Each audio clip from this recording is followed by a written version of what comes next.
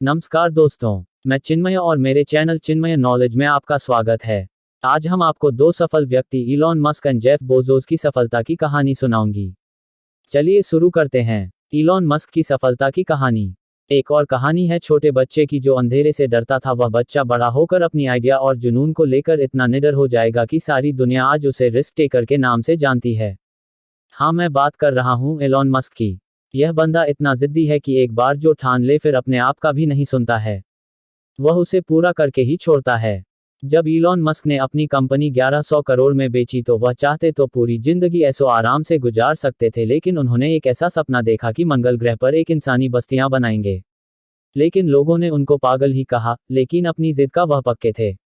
Missile खरीदने रसिया चले गए, लेकिन वहां भी उनकी बात नहीं बनी।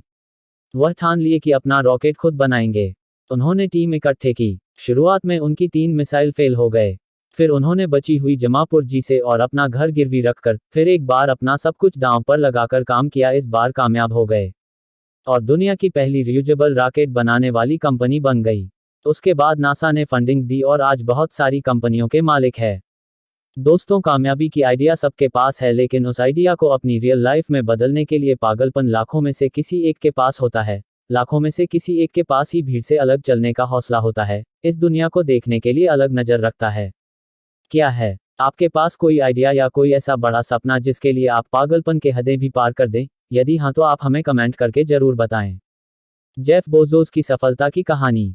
एक और छोटी सी कहानी बताऊंगा जिन्होंने ऐसे ही आज से 25 साल पहले सबसे बड़ा सपना देखा था।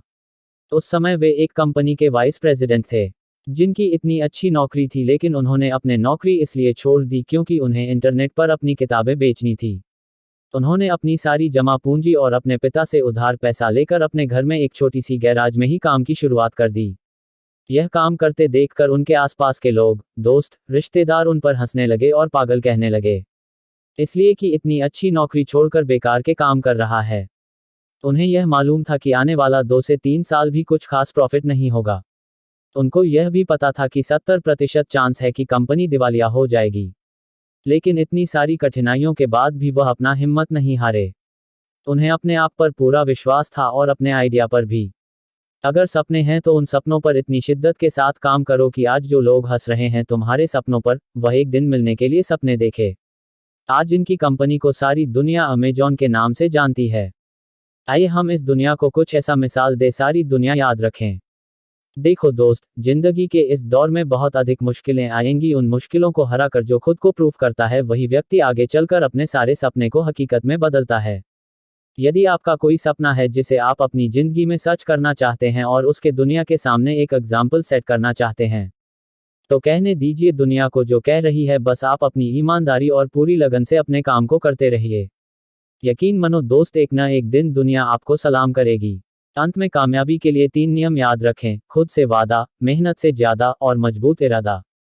यदि आज का हमारा यह स्टोरी आप सभी को पसंद आया हो तो इस स्टोरी को अपने दोस्तों के साथ शेयर करें और हमें कमेंट करके बताएं कि यह लेख से आपने क्या सीखा।